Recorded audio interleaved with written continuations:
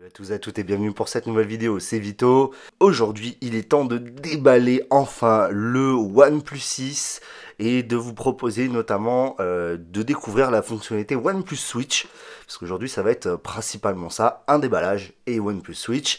Donc on y va, je dispose de la version Midnight Black en 256 Go. On va tout de suite la déballer. Donc forcément, pour moi, c'est un peu une première. Ça va être une vidéo, j'espère, assez rapide. Voilà, on est sur une expérience, alors vraiment packaging encore une fois très classique chez OnePlus. Je le répète, c'est rassurant, ça met en confiance et on va tout de suite découvrir donc le bébé qui est juste au milieu, encore une fois parfaitement mis, parfaitement fini et surtout voilà, c'est bien mis, il est vraiment magnifique. J'ai donc ici le OnePlus 5T, je vais éviter de montrer les IMEI, on va faire un petit comparatif des tailles, etc. Mais déjà, je peux vous dire que voilà, c'est encore une montée en gamme. On va donc tout de suite démarrer le OnePlus 6 et découvrir donc le reste de la boîte où on va retrouver bien sûr classiquement le dash chargeur et le câble, ainsi que bien sûr ici même, voilà, c'est bien monté. C'est bien assemblé, la petite coque transparente dont je ne me servirai pas puisque j'ai deux autres coques on en parlera. Donc là aujourd'hui, on va aller faire tout de suite le OnePlus Switch puisque donc ça va devenir mon téléphone personnel. Donc là, je viens d'ajouter mon compte Google, je récupère ma sauvegarde. En fait, OnePlus Switch, je m'en sers vraiment d'un complément en fait à ma sauvegarde Google. Comme ça, je récupère notamment tout ce qui est photos, etc. On va le voir juste après. Donc là, je récupère une sauvegarde Google directement ici et je viens la restaurer. Je peux sélectionner bien sûr plusieurs éléments, donc par exemple l'application, etc. Donc c'est ce que je vais faire et je récupérerai mes SMS grâce à OnePlus Switch. Restaurer, on y va, ça va prendre un certain temps et je vous retrouve juste après. Donc là, on se retrouve avec le OnePlus 6 donc paramétré. Donc en vrai, vous l'avez pas vu puisque c'est une vidéo, mais je viens de passer ma première journée avec le OnePlus 6, donc sans utiliser OnePlus Switch. Donc là, on va tout de suite découvrir un petit peu. Je vais passer donc mes données du 5T ici sur mon OnePlus 6 ici. Alors comme vous pouvez le voir déjà, ça m'a bien restauré toutes mes applications grâce à mon compte Google. Mais normalement, OnePlus Switch est capable aussi de le faire. Donc on va tout de suite prendre le OnePlus 5T si il veut bien, voilà. Donc on va prendre le OnePlus 5T, on va aller dans Avancer, ensuite Migration OnePlus, donc c'est juste marqué ici. Et ici donc on va aller dans OnePlus Switch, voilà. Donc on va bien sûr autoriser, alors les autorisations sont nécessaires pour la simple et la bonne raison qu'il faut que que cette application OnePlus Switch accède à toutes vos données. C'est normal, sinon elle ne pourrait pas transférer. Donc on va avoir I'm a new phone, I'm an old phone. Voilà. Donc ici on a l'application OnePlus Switch d'ouverte. On va aller sur le nouveau OnePlus 6. On va aller tout en bas dans Avancer, Migration OnePlus. Donc là, même process, on va aller jusqu'au dernier. Donc pour l'instant, vous voyez, elle est encore en anglais. Je ne sais pas si ça va arriver donc en français.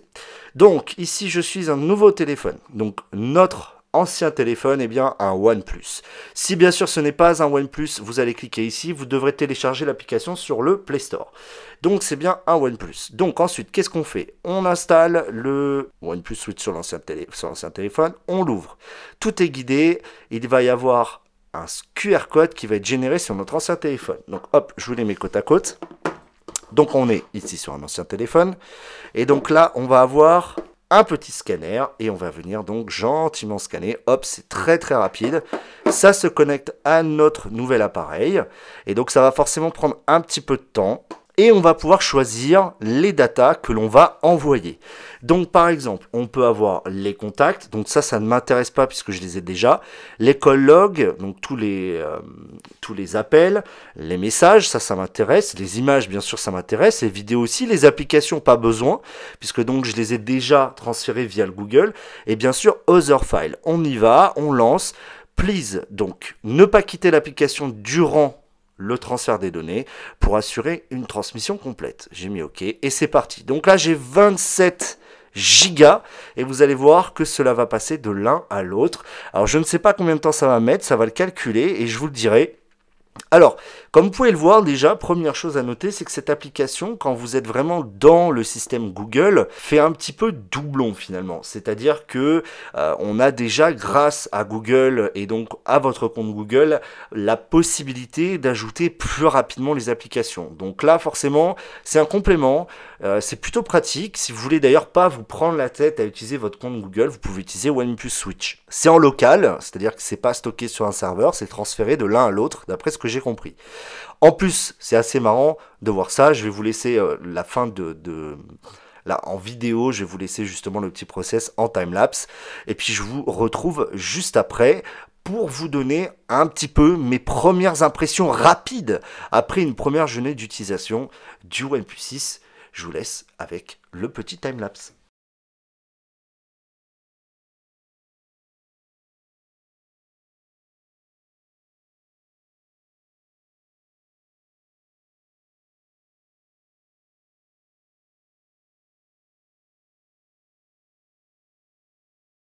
Bien voilà, on a bien sûr fini le transfert de données. Alors première petite chose bien sûr à noter, c'est que c'est uniquement en anglais, ce qui est quand même un petit peu dommage je trouve. Donc je vais ensuite donner mes premières impressions sur ce OnePlus 6. Déjà on peut le voir, niveau gabarit, il est très proche du OnePlus 5T, ce qui est très bien. Et pourtant quand on regarde les écrans, c'est quand même autre chose. On a un écran quand même qui prend beaucoup plus de place. Et pourtant on voit que finalement ils sont venus un petit peu tronquer le bas plutôt en fait, si on met les écrans côte à côte vraiment alignés, ils sont venus plutôt un peu tronquer le bas et rajouter un peu en haut. En main c'est vraiment très agréable, finalement j'aime beaucoup ce nouveau layout arrière, certes très inspiré de Samsung mais néanmoins plutôt qualitatif.